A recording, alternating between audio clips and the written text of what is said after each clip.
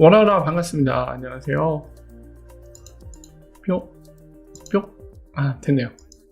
네, 반갑습니다. 자, 9시가 됐기 때문에 바로 본방을 시작하도록 하겠습니다. 오늘은 왠지 모르게 굉장히 피곤하네요. 이미 방송을 실제로 했었기 때문에 뭔가 한 2시간을 방송한 것 같은 느낌이 드는데, 자, 거두절미하고 바로 시작하도록 하겠습니다. 김동희님, 선예로님, 흥가리님, 굿데이님, 그리고 투다리님 반갑습니다. 시작해보도록 하겠습니다. 자, 오늘 소식들 바로 살펴볼게요. 첫 번째는 북미 수엘 어젠다가 공개가 됐습니다. 근데 특이한 거는 이 어젠다가 이 친구한테서 공개가 됐거든요. 근데 재미난 거, 막상 가면은 없어요. 없어.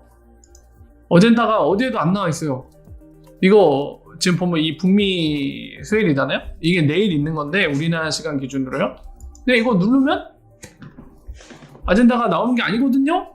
네, 프라이빗 이벤트라고 하면서 이제 초대받은 이제 리플 수엘에 초대받은 뭐 여러 가지 뭐 언론 매체나 뭐 있겠죠, 고객들. 네, 액세스 코드를 제출해야지 되는데 저 친구는 그냥 알아요. 되게 웃겨요. 어디에 코드가 노출됐나? 한번 잠깐 볼까요? 저 친구 어떻게 알았지? 잠깐만요. 여기서 소스를 보았을 때 어젠다. 아, 어젠다 있네? 어젠다 아이템. 로케이션. 퀘스트. 아닌데? 없는데? 네. 저거 아까 그거죠? 이거 고르는 것들 나오는 건데, 저 친구가 어디서 본 거죠? 굉장히 궁금한데, 잠깐만요. 없는데? 너 어디서 본 거니? 자, 어쨌든 이 출처를 왜 말씀드리냐면은 이게 제가 직접 팩트 체크가 된 게 아니라서 정확하지 않기 때문에 말씀드린 거예요. 그렇기 때문에 이제 출처가 지금 해외 커뮤니티 있는 사람이다, 그거를 좀 분명히 말씀드리면서 설명을 드리겠습니다. 이 어젠다가 맞다는 가정하에 설명을 드리면, 보면은 오전 9시부터 시작을 하죠. 그래서 처음에 등장하는 게 이 산업 관련된 관계자들이 트랜스퍼런시 부분에 대해서 토론합니다. 이 리얼타임 페이먼트가 이루어졌을 때 거기서 트랜스퍼런시, 투명성인데, 이 특성을 잠깐만요. 투명성이라는 건 이런 특성을 얘기하는 거죠. 예를 들어서 A라는 사람이 송금을 하려고 그래요. 100불을 송금하려고 하는데, 이게 100불을 송금할 때 만약 한국으로 보낸다 하면은 환율이 어떻게 적용받을 건지, 그리고 최종적으로 원화로 바뀌었을 때 도착 금액, 이거를 보내기 전에 알 수 있는 거를 바로 그 특성을 트랜스퍼런시라고 합니다. 그리고 추적할 수 있는 거요. 트래킹이 되는 거죠. 지금 어떤 단계에 있는지. 근데 뭐 리얼타임 페이먼트면 사실 그게 의미가 없죠. 거의 뭐 1분 이내로 처리가 될 테니까요. 이 두 가지를 미리 알 수 있는 걸 얘기하는데, 이 얘기를 들으시면 어떤 분들은 이미 송금 보내는 거 다 그거 가능한데요? 지금도 돼 있는 거잖아요 하실 텐데, 그렇지 않습니다. 지금 같은 경우는 뭐 머니그램, 웨스턴 유니언 들어가 봐도 알겠지만 이렇게 별표 쳐있고선 교묘하게 아래에 제한사항이 달려있어요. 막 숨겨진 수수료가 있을 수도 있고, 이 최종 금액 도착했을 때 또는 환율이 다르게 적용될 수 있다, 실제로 보냈을 때. 이런 얘기들이 나옵니다. 그래서 이게 아니라 실제로 고객이 정말 보냈을 때 보내기 전에 적용되는 환율과 도착 금액을 알 수 있는 거, 그 부분인데, 거기에 대한 얘기를 한다는 건데, 재밌는 거는 여기에 참여하는 사람들입니다. 보면은 로빈킹이랑, 그리고 페이먼트 캐나다 소속의 사람도 나오죠. 아, 이게 로빈킹인가 보네요. 그리고 여기 US 페스타 페이먼트 카운슬에서도 오네요. 거기서 익스큐티브 디렉터면은 임원급이라고 봐도 될 것 같죠? 임원급인 것 같은데 이 사람도 오고요. 그리고 페이먼트 캐나다 같은 경우는 이제 뭐라고 말씀드릴까요? 중앙은행이 뭐 별도의 프로젝트 그룹을 만든 거다, 뭐 그렇게 봐도 무난하거든요. 거기에서 또 오고요, 사람이. 사실 캐나다 중앙은행이라고 보시면 됩니다. 페이먼트 캐나다 같은 경우는 거기서 오고, 그리고 진행자 모더레이터는 리프사 직원이네요. 이 사람이 그거죠. 앞에 요거에 참여하고 있는 사람이거든요. 리프사 직원. 이 사람과 2명의 외부인이 함께 이거를 논의한다고 하죠. 자, 그리고 두 번째 아젠다는 고객 케이스 스터디입니다. 약 20분 동안 이 방콕 이 브라질에 있는 리플렛 멤버 같죠? 이름을 보니까 거기에 있는 사람이 본인들 리플렛 써서 어떤 효과가 있었는지 이런 것들을 같이 공유하는 자리가 될 것 같아요. 20분 정도. 그리고 세 번째 공개된 어젠다를 보면은 제목부터가 딱 그거죠. 뭐죠? 5대의 새로운 기능에 대한 얘기입니다. 25분 동안 리프사 직원, 프로덕트 매니저가 나와서 커스터머스 온리죠. 그러니까 고객들한테만 공개된다는 거죠. 5대의 새로운 거에 대한 새로운 기능 또는 새로운 점 이런 거를 얘기한다는데 내용이 전혀 예측이 안 됩니다. 뭐 새로운 통로가 열린 거를 What's New라고 한 건지 아니면 5대 자체의 새로운 기능 고객을 위한 편의성 기능이나 아니면 더 개선된 점이 추가된 건지 모르겠는데 어쨌든 그거에 대해서 공개를 한다고 하죠. 하지만 커스터머 온리니까 우리한테 공개 안 될 가능성이 굉장히 큽니다. 그래서 지금 이 사람을 통해서 공개된 어젠다를 보면은 이런 내용들이 있다라는 거를 좀 확인할 수 있는 부분이고요. 아마 어디에 새로운 기능이 추가된 것 같아요. 뭔지 모르겠지만. 자, 이게 첫 번째 소식이고요. 내일 있습니다. 북미소에. 자, 그리고 두 번째 소식은 FX 코인의 주간 XRP 보고서인데요. 보면은 일단은 두 가지 토픽을 주간 보고서로 내놨는데 첫 번째 토픽이 그겁니다. XRP가 하향 추세에서 곧 벗어날 것 같다라는 토픽인데 어제 설명드렸던 거예요. FX 코인에서 그 CEO 그 사람이 기술적 분석, 매트릭스 투자법이라고 하는 그 기술적 분석한 거 어제 말씀드렸잖아요. 근데 뭐 어제 했던 얘기라 다시 한번 말씀을 안 드리겠습니다만은 여기서 특이한 게 봤어요. 보면 2017년에 기술 분석 딜러 랭킹 1위도 했었답니다. 이 사람이. 그러니까 입으로 떠드는 여포가 아니라 실제로 실적도 있는 사람인 거예요. 2017년에 이런 투자법 관련된 기술적 분석을 했을 때 실제 딜러 랭킹 1위도 했었다는 거죠. 2017년 당시에. 그런 사람의 분석이다. 뭐 이런 거는 어제 얘기를 말씀 안 드렸던 거니까 그런 점, 새로운 점은 말씀을 드리고요. 그리고 FX 코인이 볼 때는 지금 미국과 중국이 새로운 국면에 접어들고 있죠. 서로 이제 외교 관련된 라인도 막 영사관도 막 중지시키고 막 폐쇄시키려고 할 만큼 굉장히 극으로 치닫고 있는 관계인데 이런 갈등 심화가 오히려 중국이 많이 보유하고 있는 그 비트코인 해시파워 이런 것들 때문에 반사이익으로 XRP에 미국이 더 의존할 수도 있는 거 아니냐 이런 전망을 보고 있는 것 같습니다. 그래서 방금 그런 세계적 흐름, 이 국가 간의 이런 정치학적인 이 관계 변화 이런 거에 따라서 XRP가 반사이익을 얻지 않을까, 미국이 XRP에 의존하지 않을까, 미국 기업이 이제 만들고 미국 기업이 밀고 있는 거니까요. 그런 본인들의 견해를 얘기하고 있는 게 두 번째 토픽이었습니다. 그래서 두 번째 소식은 이렇게 정리할 수 있을 것 같고요. 선민님, 워라 어서오세요. 바우형님, 777님, 제주님 어서 오십시오. 워라 반갑습니다. 자, 두 번째 소식 이렇게 정리하고요. 세 번째 볼게요. 세 번째는 SBI 레밋 소식입니다. SBI 레밋 같은 경우는 SBI 그룹의, 즉 SBI 홀딩스의 이 자회사거든요. 자회사이자 레미턴스에 특화된 회사입니다. 그러니까 레밋이라는 이름을 달고 있겠죠. 리플렛을 사용하는 게 특징이고요. 뭐 기존에 여러 가지 소식들이 공개됐는데 이번에 공개된 소식은 그겁니다. 오늘 공개된 소식은 SBI 레밋이 현금 처리한 누계 이렇게 누적시킨 토탈 금액이 1조 엔이 넘었다고 합니다. 우리나라 돈으로 거의 10조 정도 되겠죠? 맞죠? 한 10배 정도 되잖아요. NI. 현재 환율 좀 확인해 볼까요? 혹시 모르니까. 1N 10배까지는 아니네. 한 8.8조? 아니네. 그러네요. 10배 넘네.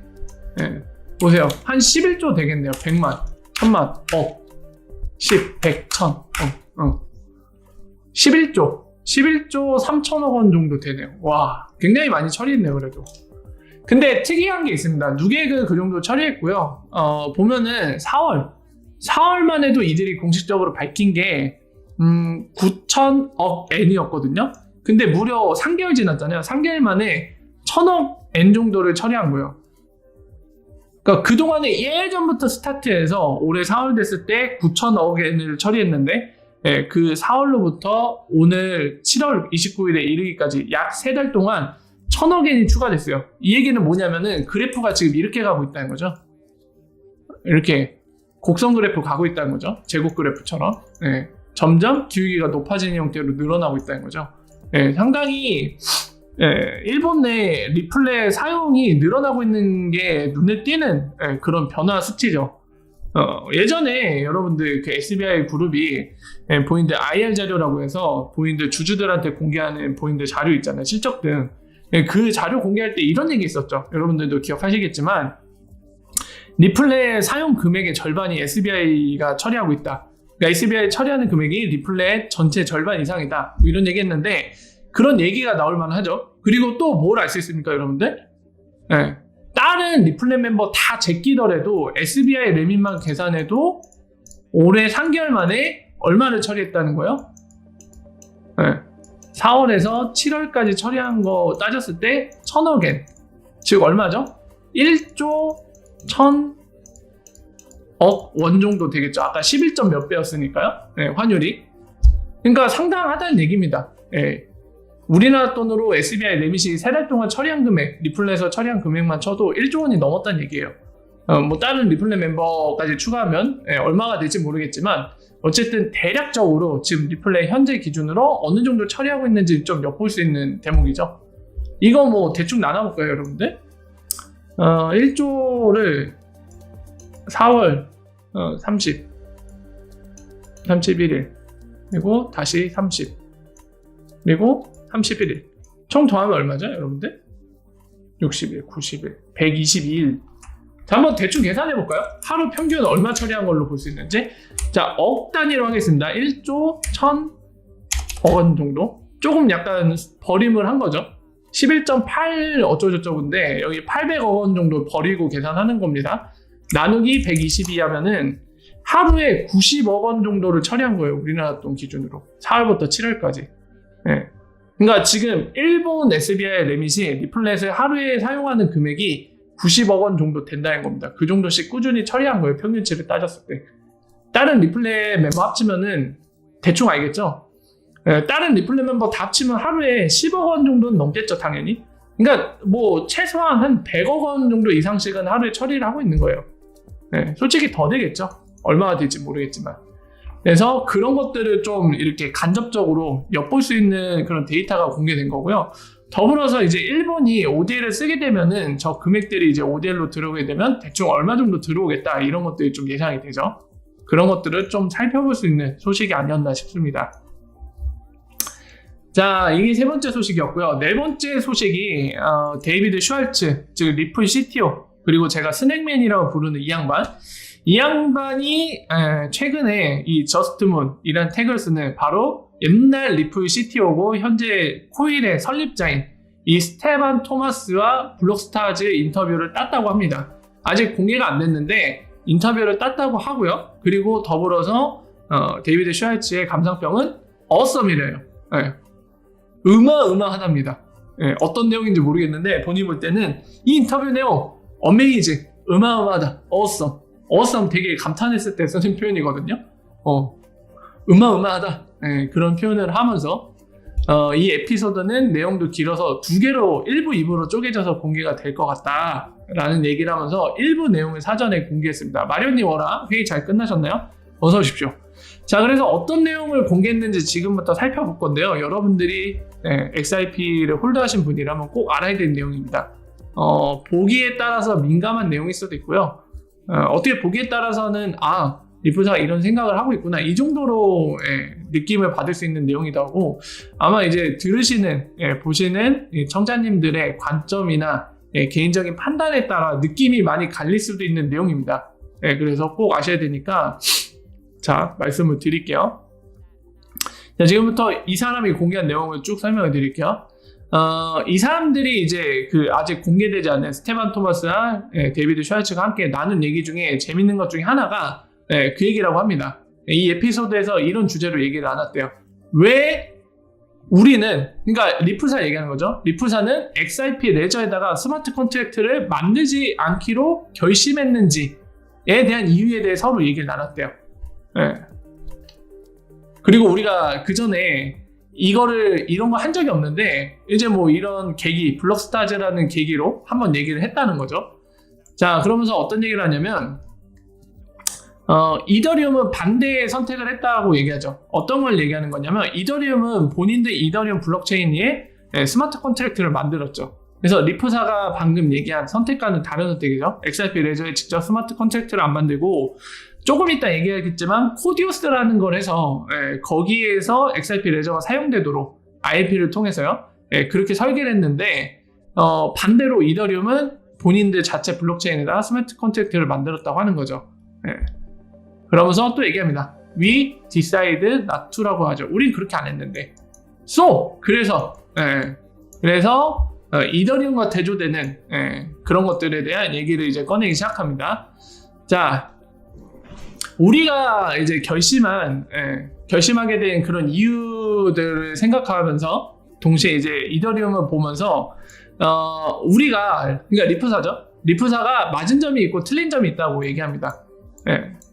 그래서 다음 거 보면서 말씀드릴게요. 일단은 리프사가 이 XRP 레저에 스마트 컨트랙트를 직접 올리지 않은 그 선택에 따른 옳은 점은 뭐였냐면은 데이비드 슈왈츠가 얘기하기로는 스마트 컨트랙트를 블록체인 위에 직접 올리게 되면 그 플랫폼이 어떻게 된다고요? 페이먼트에서 나빠진다는 거죠. 그러니까 리프사가 XRP라는 네이티브 디지털 에셋으로 하고 싶은 게 이 글로벌 세틀먼트로 쓰고 싶은 거죠. 그러니까 페이먼트, 세틀먼트 분야에 쓰고 싶은 건데 이 스마트 컨트랙트를 직접 올리게 되면 그런 분야에 있어서 나빠진다는 겁니다. 왜 나빠지는지는 조금 이따 얘가 설명을 해요. 그래서 일단은 그게 궁금하시더라도 조금만 기다리시면 되고요. 그리고 또 하나 본인들이 옳은 선택을 했다는 이유 중에 하나는 지금 방금 말씀드린 거, 이 수수료가 불안정해지고 퍼포먼스 이슈가 생기고요. 실제로 이더리움 2.0이 곧 올라간다고 뭐 테스트넷 한다 뭐 이런 얘기가 있는데 지금 현재는 어쨌든 1.0이죠. POW 컨센서스를 이제 그 마이닝 방식으로 하고 있는 게 현재죠. 역시나 퍼포먼스 이슈가 있죠. 굉장히 느리죠. TPS가. 그리고 많은 어택 서페이스, 그러니까 이 공격을 받을 수 있는 요건들이 있다는 거죠. 당연히 뭐 굳이 얘기 안 해도 POW니까 해시 파워를 이용한 공격을 당할 수 있죠. 여러 가지들. 그러니까 이런 것들에서 자유로울 수가 없다는 거죠. 스마트 컨트랙트 이런 것들을 하게 되면. 그래서 이런 이유로 리프사가 XRP 레저에 직접 스마트 컨트랙트를 올리지 않기로 한 결정은 잘된 점이다 얘기를 하고요. 그럼 틀린 점은 뭐냐? but 하면서 얘기 꺼내죠. obviously 분명하게도 이더리움은 wildly successful이라고 얘기합니다. 지금 여기에서 이더리움이 이 폭넓게 성공했다, 와일드하게 성공했다라는 거를 인정을 했어요. 그리고 and for good reason 이렇게 얘기하죠. 그래서 본인들이 XRP 레저에 아까 얘기한 것처럼 그 이유들 때문에 XRP 레저에 이제 스마트 컨트랙트를 올리지 않기로 했는데 반대의 선택을 한 이더리움이 그럼에도 불구하고 성공했다라는 거. 그런 거 봤을 때는 이런 점에서 우리가 이 결정이 틀렸다고 얘기할 수 있을 것 같다 얘기를 합니다. 그리고 얘기를 계속 이어나갑니다. 몇 가지 사실들을 또 이제 알 수 있었는데 그 몇 가지 사실들이 어떤 거냐면 본인이 알고 있었다고 생각하는데 사실은 제대로 알고 있지 못한 거에 대한 얘기를 해요. 제대로 알고 있지 못한 몇 가지들 이제 다시금 깨닫게 됐는데 자, 그중 하나가 그 얘기라고 합니다. 이 스마트 컨트랙트 관련돼서 이제 XRP 레저는 직접 올리지 않았기 때문에 없잖아요. 하지만 코디우스라는 걸 만들었죠. 코이사가. 그래서 이 코디우스가 이제 ILP를 쓰고 있고 그리고 ILP와 연관된 지금 코이사의 사업, 웹 모네타이제이션 이런 것들을 다 이끌어주고 결국에 XRP 레저에는 직접 스마트 컨트랙트 올리지 않았지만 코디우스로 커버하면서 이게 결국에 ILP야 웹 모네타이제이션 이런 것과 짬뽕 범벅이 잘 믹스가 될 거라는 거죠. 결국에 여기서 얘기하는 거는 코디우스가 이 XRP 레저의 스마트 컨트랙트를 이끌어줄 거고 그 코디우스가 ILP로 이끌어줄 거고 ILP가 결국에 웹 모네타이제이션과 코이사가 하는 사업들을 이끌어줄 거다 이런 얘기를 하고 있습니다. 뭐 자세한 디테일은 안 나왔죠. 네, 디테일은 분명히 인터뷰 내용이 공개될 때 그 안에서 둘이 대화를 나눈 내용에 자세한 설명이 나와 있겠죠. 네. 그래서 지금 이 내용들 설명드렸는데 여기서 요점은 그거예요. 분명해도 리프사는 블록체인 위에다가 직접 스마트 컨트랙트를 올리는 거는 바람직하지 않다라고 판단을 했습니다. 그래서 코디우스라고 별개의 것을 만들었죠. XRP 레저에 직접 올리는 게 아니라. 그와 반대로 이더리움은 직접 올렸고요. 네. 하지만은 리프사 판단에 다르게 이더리움은 성공을 어느 정도는 했어요. 네. 리프사는 그 잘못된 판단이라고 생각했는데 어쨌든 이더리움은 성공했어요. 하지만 그럼에도 불구하고 리프사는 지금 뭘 얘기하고 있는 거냐면 그럼에도 불구하고 본인들의 선택은 맞은 거는 이더리움이 그렇게 해서 어느 정도 인지도도 생기고 실제 뭔가를 하고 있지만은 확실히 이슈를 겪고 있지 않느냐 그 얘기를 하고 있는 겁니다. 이 비싼 수수료 문제나 저하된 성능 이런 것들에 대한 얘기를 하는 거죠. 그래서 우리는 XRP로 하고 싶은 게 글로벌 세ttlement이기 때문에 우리가 했던 선택은 맞다고 판단하는 겁니다. 그래서 스마트 컨트랙트 부분을 코디우스 그리고 코디우스가 ILP는 웹 모네타이제이션으로 이런 것들 이끌어 줄 건데 그에 대한 자세한 내용은 어떻게 한다? 블록스타즈에서 공개됩니다. 보세요 이 얘기죠. 그 얘기입니다. 그래서 알고 계셔야 되는 내용인 것 같아요. 중요한 내용이죠. 자, 이게 네 번째 소식이었고요. 자, 다섯 번째 소식은 지금 보신 것처럼 SBI 리플 아시아가 8월 5일 날 웹비나 온라인 세미나를 통해서 리플렛 써있죠? 리플렛 세미나를 한다고 합니다. 소개하는 세미나를 하는 것 같아요. 그래서 이런 것들을 한다는 거. 뭐 새로운 정보가 나올지 모르겠는데 어쨌든 한다고 하니까 한번 봐야겠죠? 볼 수 있다면. 이게 다섯 번째 소식이고요. 여섯 번째 소식은 벡트 소식입니다. 여러분들 벡트 얼마 전에 소식이 있었는데 제 방송에서 제가 지난주에 쉬는 바람에 자세한 얘기는 못 드렸는데 이 소식을 소개하고 나서 거기에 대해서 좀 말씀을 드릴게요. 일단은 벡트가 짜잔 하고 올렸습니다. 짜잔 서프라이즈 이러면서 올린 거예요. 어떤 내용이었냐면은 벡트가 이 비트코인 선물 거래를 제공하고 있잖아요. 오늘 선물 거래가 11,706개나 됐다는 겁니다. 그래서 본인들의 그 거래량 사상 최고치를 찍었다라고 짜잔 하고 자랑을 한 거예요. 근데 아까 말씀드린 것처럼 지난주쯤인가요? 기사가 나왔는데 뭐가 나왔었죠? 벡트 거래량이 없은 지 꽤 됐다. 망했다. 뭐 이런 기사가 나왔었거든요. 그러면 그거랑 너무 상반되잖아요. 완전히 극도로 반대 방향이죠. 이거는 막 지금 사상 최고치를 갱신할 만큼 잘 되고 있는데 이 얘기고 방금 말씀드린 기사는 벡트 거래량 없어 망했어요 이건데 너무 느낌이 다르죠. 왜 그러냐면은 옵션 거래라고 그래요. 거래량 빵인 건 옵션이고 이거 지금 얘기하는 건 선물입니다. 선물이랑 옵션은 다릅니다 여러분들. 선물은 실제 미래 시기에 그 물건을 거래를 하기로 미리 약속을 해놓은 거래고 옵션은 예전에도 말씀드렸죠. 풋이랑 콜이 있다고. 권리를 사고 파는 거예요. 특정 대상 뭐 그게 비트코인이든 XRP든 이런 건 대상에 대해서 나중에 어떤 가격에 팔고 살 수 있는 그런 권리를 사고 파는 거랍니다. 권리를 사고 파는 거예요. 그러니까 XRP를 뭐 10만 원에 팔 수 있는 권리 팝니다. 10만 원에 매도할 수 있는 권리증을 파는 거예요. 약간은 성격이 다르죠. 그래서 실제 외환시장에서는 옵션 같은 경우는 보통 예를 들면 기업들이 본인들 대금 결제할 때 이 외환 리스크 변동에 대한 리스크 환관리 리스크를 하기 위해서 옵션을 씁니다. 실제로 옵션을 쓰기도 해요. 그래서 그 정도만 참고하시면 될 것 같아요.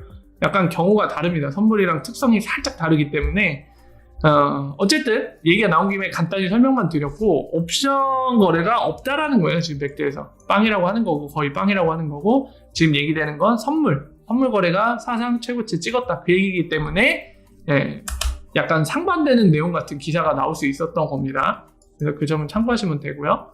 이게 여섯 번째 소식. 자, 일곱 번째 소식입니다. 베리 실버트. 이 디지털 뭐 어쩌고저쩌고 여기 DCG라고 하는 회사의 이제 파운더인데 이 사람이 갖고 있는 이 디지털 커런시 그룹이라는 이 회사의 지주회사의 아래 회사로 이 그레이스케일이 있는 거죠. 이 투자회사 암호화폐 있는데 이 사람이 지금 그 얘기를 하고 있는 거예요. 요 그림만 봐도 대충 느낌 오시죠? 요 앞에는 2013년이거든요. 그리고 오늘날이죠. 오른쪽은 뭔가 굉장히 이렇게 커졌죠. 이거 보면서 그 얘기하는 거예요. 2013년 당시에 다들 우리 보고 미쳤다고 했는데 봐라 우리 성공했잖아 이 얘기입니다. 결국에 짜잔하고 얘기를 하는 건데 뭐 사실 뭐 이 사람 개인 자랑 본인 회사 자랑하는 거는 우리가 굳이 볼 필요는 없는데 이 부분은 우리가 좀 신경 쓸 필요는 있죠. 이건 알면 좋은 정보죠 우리한테. 실제로 이 투자의 액수가 계속 늘어나고 있다는 거, 성장을 하고 있다는 거, 이거는 시장 자체가 활성화되고 성장한다는 뜻이니까 이거는 굉장히 좋은 부분이죠. 자, 이게 7번째 소식이고요. 다음 FX 플래시, 호주에 있는 리플렛 멤버입니다. 거기 CEO가 이제 글을 하나 올렸는데요. 요약해서 얘기하면은 그겁니다. 본인들이 리플사와 함께 일함으로써 본인들은 어떻게 됐다? 코스트 세이빙, 비용 절감, 그리고 이 정보 보안이 더 보안성이 향상됐고, 그리고 리얼타임 페이먼트가 가능해졌다. 이 얘기를 하는 거죠. 여기에서 주목할 거는 뭐 다른 부분도 중요하긴 하지만 제일 주목할 부분은 이 부분이 아닌가 싶습니다. 비용 절감 부분. 왜냐면 플래시 FX가 ODL을 쓰거든요.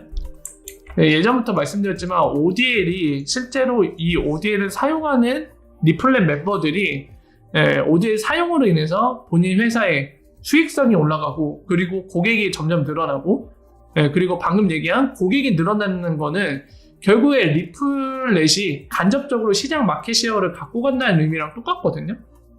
리플렛을 사용하는 그리고 ODL을 사용하는 고객의 마켓시어가 올라간다. 즉 리플렛의 마켓시어가 올라간다는 얘기입니다. 그렇기 때문에 이 코스트 세이빙, 비용 절감 이런 부분들 되게 중요하죠. 이 비용 절감으로 인해서 회사의 수익이 늘어나고 그리고 비용 절감으로 인해서 고객한테 수수료를 덜 물릴 수 있겠죠. 경쟁 회사들보다. 경쟁 회사가 1,000원 이제 고객들한테 수수료를 요구할 때 본인들은 같은 일을 처리하는 데 있어서 리플렛이라는 걸 통해 좋은 퍼포먼스와 그리고 적은 비용으로 처리할 수 있다면 고객들에게 우리는 500원 부여할게요. 500원만 주면 똑같은 거 해주겠습니다. 쟤네는 1,000원을 원해요? 우린 500원. 그러면서 리얼타임 됩니다. 쟤네 쓰면은 1시간 걸리죠? 우린 리얼타임. 이런 것들이 가능해지겠죠. 그래서 그게 시장에서 실제로 먹혀서 이 엔드 유저, 우리 같은 일반 사용자들 있잖아요. 송금 서비스를 금융기관에 부탁해서 하는 이런 엔드 유저들이 점점 ODL을 사용하고 리플렛을 사용하는 금융기관을 통해서 그 사용 횟수가 늘어나면 마켓시어를 많이 가져갈 수 있는 거죠. 그리고 그게 바로 리플렛, 그리고 리플사, 그리고 최종적으로는 XIP가 성공하는 그림으로 갈 수 있는 그런 과정이겠죠. 그래서 그런 부분 때문에 이런 ODL을 사용하는 고객들의 이런 부분, 퍼포먼스 실적 이런 것들을 좀 유심히 볼 필요가 있습니다. 하지만 여기서는 정성적인 표현만 하고 정량적으로 얼마나 본인들의 실적이 향상됐는지 이런 거에 대한 얘기는 나와 있지 않습니다. 그게 좀 아쉽죠. 그런 부분이 좀 아쉬운데 혹여라도 나중에 플래시 FX가 뭐 분기당 실적 보고서를 올린다고 하면 당연히 그 분기 실적 보고에서는 우리는 뭐를 찾아야 된다? 방금 설명드린 부분 이런 거를 주목을 할 필요가 있는 거겠죠. 그래서 이게 8번째 소식이고요. 자, 9번째 소식은 여러분들이 좀 반기지 않을 소식일 수도 있습니다. 뭐냐면은 어제 바로 얘기했던 산탄데르의 이 원페이 FX 관련된 소식인데요. 이 어제 설명드린 원페이 FX 설명드렸던 건데 되게 웃긴 게 어제 업데이트 된 건데요. 보시면은 지금은 수정을 했어요. 어디 있냐?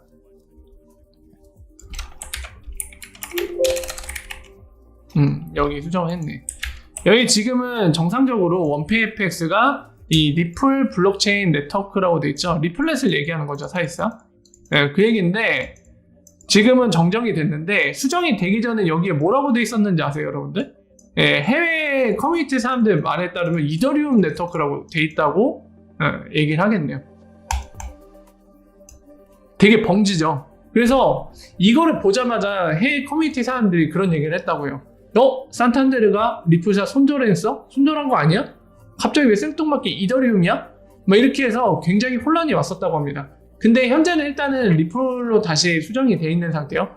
뭔가 굉장히 찜찜한 내용이죠. 네, 어쨌든 사실만 말씀드리면 실제로 이더리움이라고 돼 있었다고 하고 지금은 정상적으로 리플이라고 수정이 돼 있는 상태입니다.